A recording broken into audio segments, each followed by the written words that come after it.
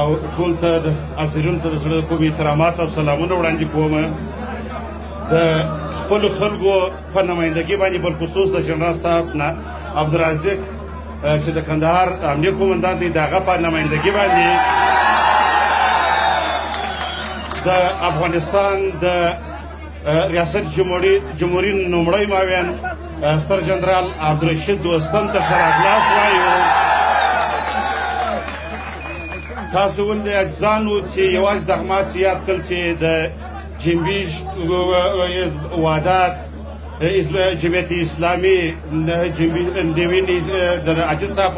د مشرۍ لاندې هم د محور ملي چې د خپله د نور دوستان هم په دې کې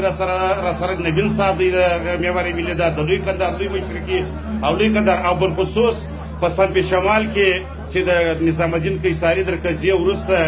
تاسو ولیدل د ترکتبار ورونو په څنګ کې چې ترکمن ازبک او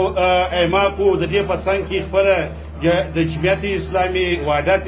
اسلامي په څنګ کې نور هلته پښتانه چې وو په ګډه د حق او د ازادۍ دپاره او خپله د قانون اساسي دپاره د تنفیذ دپاره غږ پورته کوي چې فقط دوې غوښتنې درلودلې چې یوه غوښتنه د اول معاون د ریاست جمهوریت د ستر جنرال عبدالرشید دوستم راتلل خپل وطن ته و چې دا د اصولي او قانوني حق دی.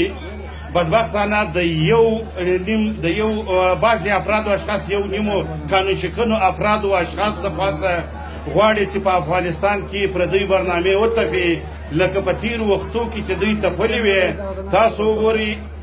خپله یا د ترکتبارو یا د ازبک ورونو یا خپله د جنرال صاحب عبدالرشید دوستم معاونیت اول د ده قانوني حق دی او د